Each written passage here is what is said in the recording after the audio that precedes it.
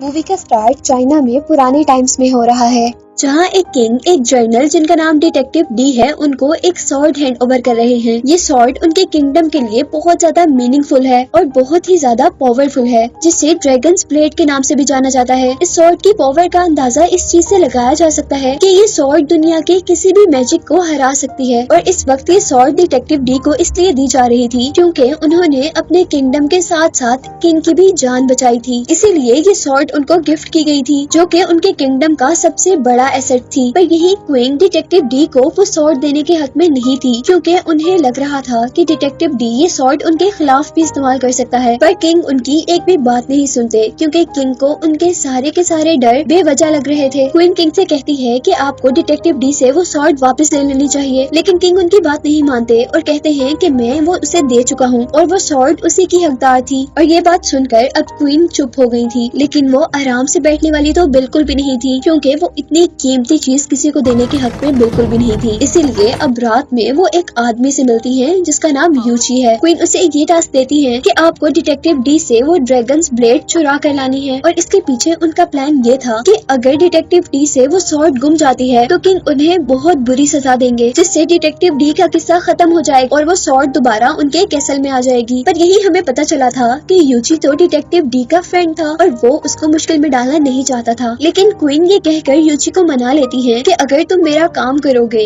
तो मैं detective D और उसकी फैमिली की प्रोटेक्शन अपने जिम्मे ले लेती हूँ। और मेरे कहने पर किंग उन्हें कुछ भी नहीं कहेंगे। यहाँ यूची को जो काम दिया गया था वो बहुत ही ज्यादा मुश्किल था, इसीलिए क्वीन ने उसके साथ कुछ और लोगों को भी यहाँ पर बुलाया था। ये लोग एक तरह के मैजिशियंस थे और अपने मैजिक से ही दूसरों से लड़ा करते थे। इनमें से हर आदमी के पास अपनी अपनी ही स्किल्स थी और अब क्वीन के कहने पर वो सारे अपना अपना टैलेंट यूची को दिखाते हैं। जबकि यूची का ये मानना था कि जो क्वीन काम करवा रही है वो बहुत ज्यादा सेंसिटिव है और इसमें उन्हें किसी भी स्ट्रेंजर को इन्वॉल्व नहीं करना चाहिए। यूची क्वीन को समझा रहे थे कि हम लोग स्ट्रेंजर्स पर बिलीव नहीं कर सकते, क्योंकि ऐसा भी तो हो सकता है कि स्ट्रेंजर्स हमारे दुश्मनों से मिले हों और वो भी सॉर्ड लेने की ही कोशिश कर रहे हों। पर यहाँ क्वीन यूची से ये कहती है कि तुम टेंशन ना लो। टेंशन इस बात की है कि डिटेक्टिव डी एक बहुत ही बहादुर इंसान है और साथ ही वो बहुत ज्यादा इंटेलिजेंट भी है। उसे पकड़ना या उसकी सॉर्ड चोरी करना कोई आसान काम नहीं है और तुम अकेले की नहीं कर पाओगे, इसीलिए मैंने इनको तुम्हारी हेल्प के लिए बुलाया है और ये तुम्हारी कमांड के अंदर काम करेंगे। इसी ग्रुप के अंदर हम अब एक लड़की को भी देख रहे थे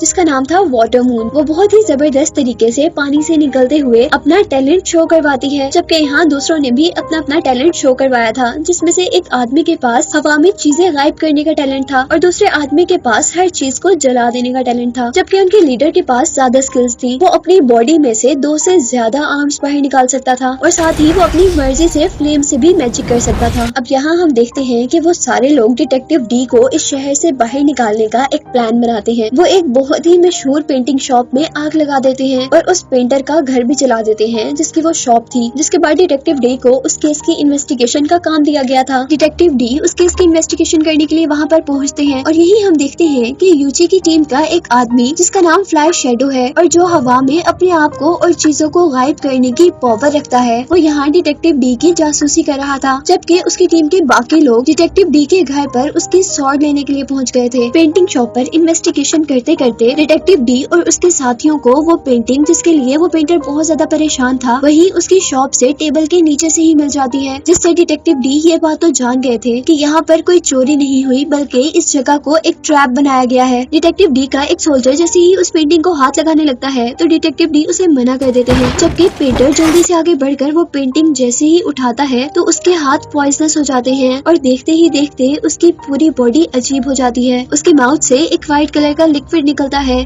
जिसके साथ ही वो मर गया था। और डिटेक्टिव डी के अब इधर उधर देखने पर उन्हें उस रूम की रूफ पर फ्लाइंग शैडो नजर आया था, जिसका जैसे ही वो पीछा करने लगते हैं तो फ्लाइंग शैडो अपने आप को हवा में गायब कर लेता है और वहाँ से बाहर निकल आता है।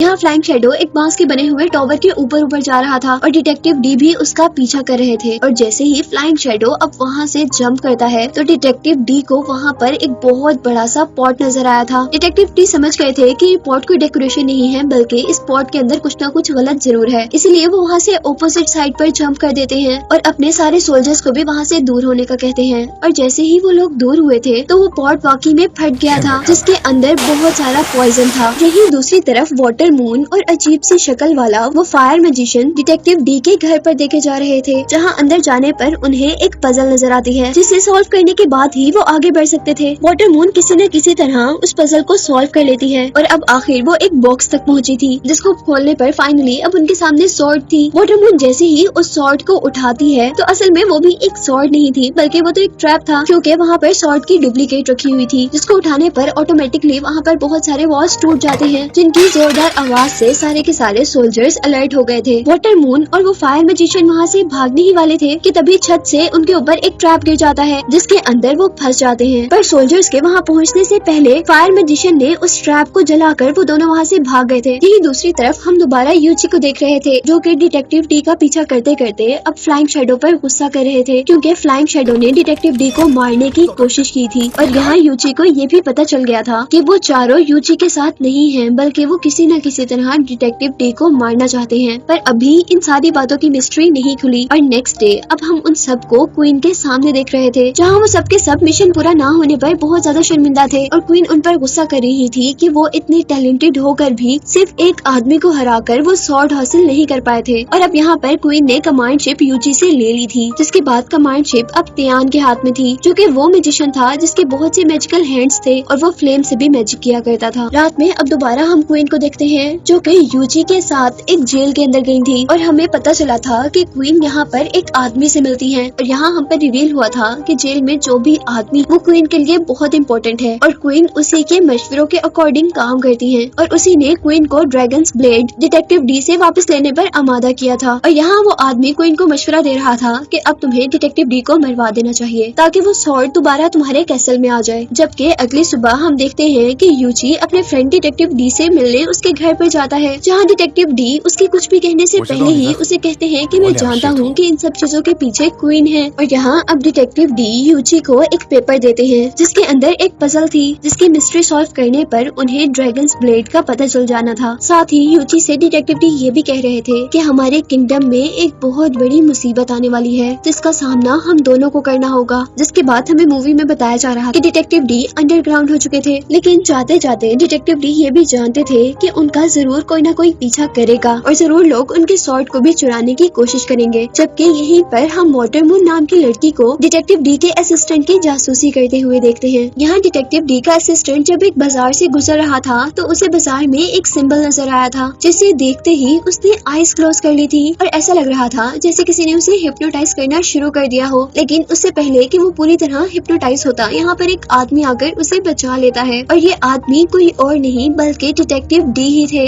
जो कि अपना रूप बदल कर यहाँ पर आए थे। और अब नेक्स्ट सीन में हमें एक मिस्टीरियस आदमी को दिखाया जा रहा था, जिसके इर्द गिर्द बहुत सी रिचुअल से रिलेटेड चीजें थी, यानी जादू से रिलेटेड चीजें थी। और इस आदमी के बारे में हमें ये पता चल रहा था कि वो पावर में आना चाहता था और इसीलिए वो ब्लैक मैजिक के थ्रू क्वीन को भी अपने कब्जे में कर रहा था। यही नेक्स्ट मॉर्निंग अब हमें क्वीन को दिखाया जा रहा था, जो कि डिटेक्टिव डी के ऑफिस में थी और वो डिटेक्टिव डी के असिस्टेंट से डिटेक्टिव डी के बारे में पूछ रही थी, जिस पर वो जवाब देता है कि डी तो अपने घर पर गए हैं अपने घर वालों से मिलने के लिए और क्वीन को अब अपनी चाल चलने के लिए ये बेस्ट मौका मिला था। वो यहाँ पर सबको एक नकली ड्रैगन्स ब्लेड दिखाती है और सबसे कहती है कि डिटेक्टिव डी ने इसे खो दिया है और इसी के सजा में अब उनको उनकी जॉब से भी निकाल दिया गया।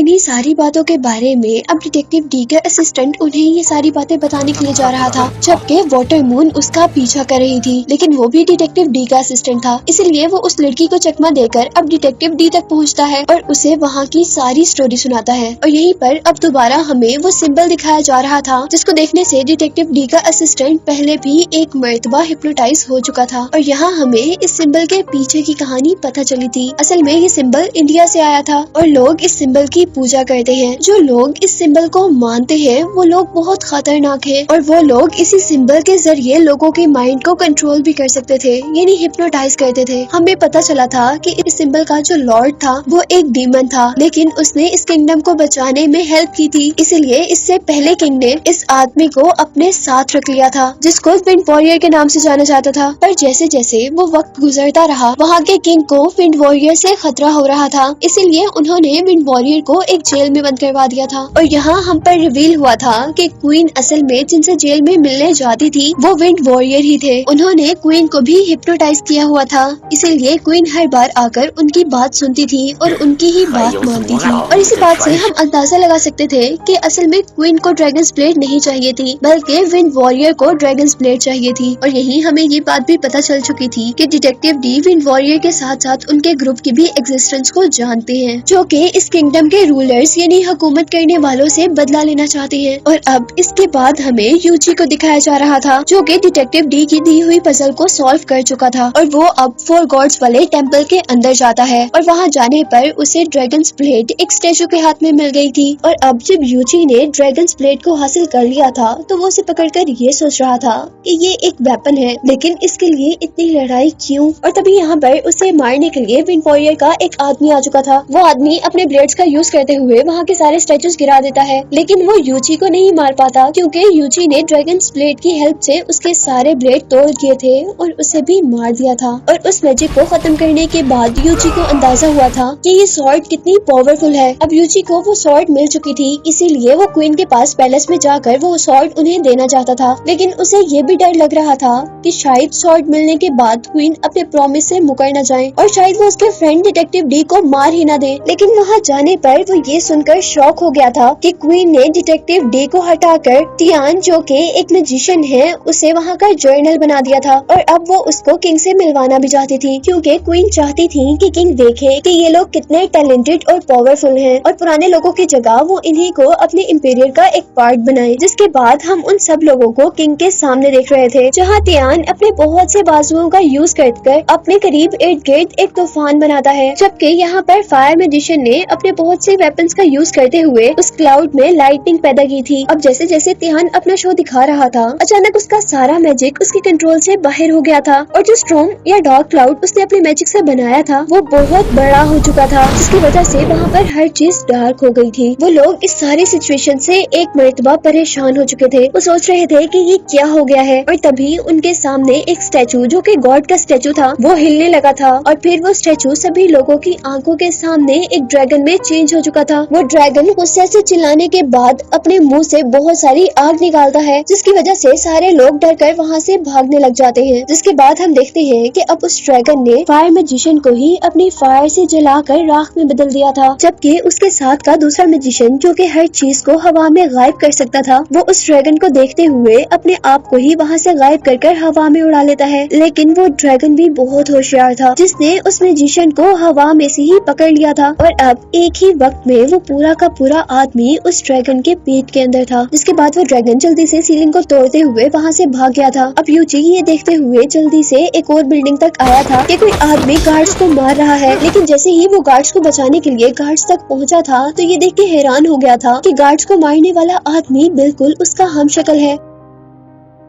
और वो डुप्लीकेट आदमी यूची को देखते ही वहाँ से भाग गया था, जबकि यूची को सबने क्रिमिनल समझकर पकड़ लिया था। अब इस एक्सीडेंट के बारे में जल्द से जल्द खबर डिटेक्टिव डी को दी जाती है और डिटेक्टिव डी फौरन अपने असिस्टेंट को मास्टर यान्सी के पास भेजते हैं, जो कि एक बहुत बड़े मैजिशियन थे। जबकि खुद डिटेक्टिव डी अब अपने फ्रेंड यूची को बचाने के लिए जेल तक पहुँचे थे। अब यही हम वाटर मून को भी देख रहे थे, जो कि डिटेक्टिव डी का पीछा कर रही थी। पर उतने में ही यहाँ पर विंड वॉरियर आ गए थे, जो कि उस लड़की को मारना चाहते थे, क्योंकि असल में वो लड़की अच्छे काम कर रही थी। विंड वॉरियर्स उस लड़की के इर्द गिर्द अपना जादू शुरू करते हैं, जिससे वो बचकर भागने लगी थी। लेकिन तभी उसके पीछे से उसने हवा में भेड़ जैसे डीमंस को उड़ते हुए देखा था, जिनसे वो अब लड़ने लग गई थी। लेकिन वो उन डीमंस को बिल्कुल भी नुकसान नहीं पहुंचा पाती, क्योंकि वो तीनों डीमंस एकदम से इकट्ठे हो जाते हैं और ज्यादा पावरफुल होकर उसके पीछे पड़ जाते हैं। और अब वो लड़की बड़ी होशियारी का मुजाहरा करते हुए एक शॉल का यूज करती है और एनिमीज को 1 मिनट के लिए ब्लाइंड कर देती है और फिर जंप करते हुए उन पर अटैक करती है। उससे जैसे ही अब डीमन के फेसेस से वो कपड़ा उठाया था तो वो ये देखकर शॉक हो गई थी कि वो डीमन कोई और नहीं बल्कि क्वीन ही थी, जबकि क्वीन ने अब अपने अजीब से हैंड से वाटर मून को स्टैब कर दिया था। वो लड़की अब जल्दी जल्दी क्वीन से बचकर भाग रही थी, जबकि क्वीन भी उनके पीछे पीछे थी। यहाँ वाटर मून हर चीज से से बचते हुए एक गोदाम तक पहुंची थी, लेकिन वहाँ पर उसे चोट लगने पर वो बेहोश हो गई थी और लकीली उसे यहाँ पर डी के असिस्टेंट ने देख लिया था और वो उसे बचाकर वहाँ से ले गया था।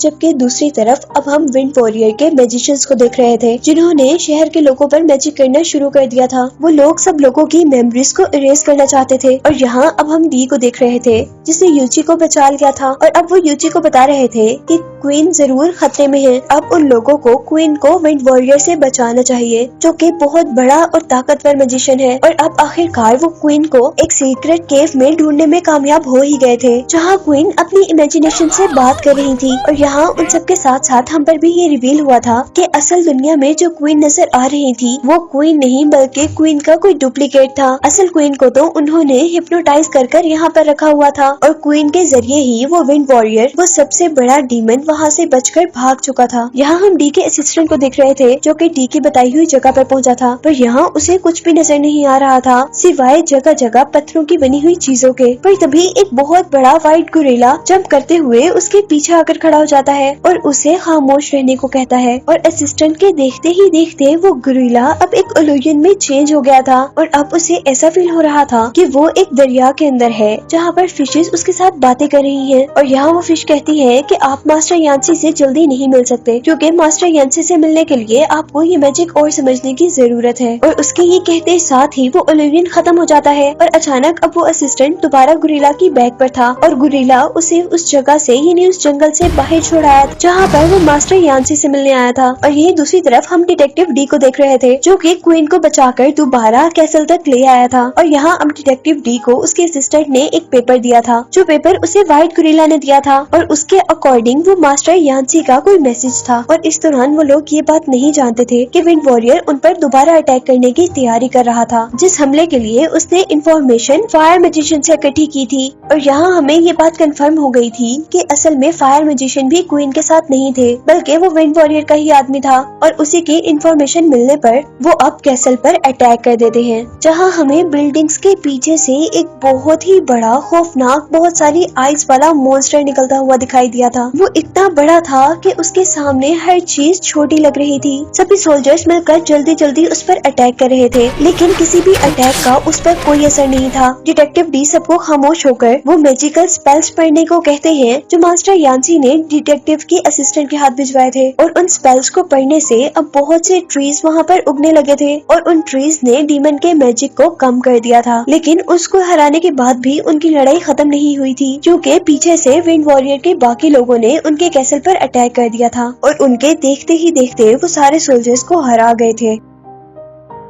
डिटेक्टिव डी यहाँ पर बहुत ही होशियारी से काम लेते हैं और सबको प्लान बी यूज करने का कहते हैं, जिसके लिए उनका असिस्टेंट एक बहुत बड़ी बेल बजाता है और हम बहुत सारे घोड़ों पर सवार सोल्जर्स को कैसल की तरफ आते हुए देखते हैं। पर इससे पहले कि वो सोल्जर्स विंड वॉरियर के लोगों पर अटैक कर पाते, हम विंड वॉरियर को खुद ही बिल्डिंग के रूफ टॉप पर खड़े हुए देखते हैं, जहाँ से वो अपना खास मैजिक शुरू करते हैं, जिसकी वजह से सारे के सारे सोल्जर्स एक ही टाइम में हिप्नोटाइज हो गए थे। उनको फील हो रहा था कि जहाँ पर वो जाने लगे हैं वहाँ से एक बहुत बड़ा मॉन्स्टर बाहर निकल रहा है। और विंड वॉरियर के लोग उन सोल्जर्स पर जिन एरोज से अटैक कर रहे थे, सोल्जर्स को वो एरोज कोई ना कोई क्रिएचर लग रहे थे और इसी वजह से वो सारे के सारे सोल्जर्स हार जाते हैं। और डिटेक्टिव डी इन सारी चीजों से परेशान होते हुए जल्दी से ड्रैगन्स ब्लेड को लेकर ग्राउंड में आए थे और उस ड्रैगन्स ब्लेड ने कुछ ही सेकंड्स में विंड वॉरियर का सारा मैजिक खत्म कर दिया था। और यहाँ हमें पता चला था कि वो सारे फौजी भी अभी तक बिल्कुल ठीक थे और विंड वॉरियर का मैजिक खत्म होने से सारे सोल्जर्स रीयूनाइट कर जाते हैं। यहाँ डिटेक्टिव डी विंड वॉरियर से कहते हैं कि तुम हार मान जाओ, लेकिन वो तो हार मानने वाला बिल्कुल नहीं था, क्योंकि उसी दौरान उसके एक आदमी ने अब डिटेक्टिव डी के ही पाँव में रस्सी डाल उन्हें हवा में उल्टा लटका दिया था, जबकि दूसरी तरफ उनके बाकी साथी अब मॉन्स्टर में चेंज होते हुए सोल्जर्स पर अटैक कर रहे थे। यहाँ डिटेक्टिव डी का जो वेपन नीचे गिर गया था, उनका असिस्टेंट जल्दी से वो वेपन उठाता है और अपनी जान बचाने के लिए वहाँ से भागता है। और इससे पहले कि वो भाग पाता, विंड वॉरियर अपना मैजिक दोबारा शुरू कर करते हैं, जिसकी वजह से अब दोबारा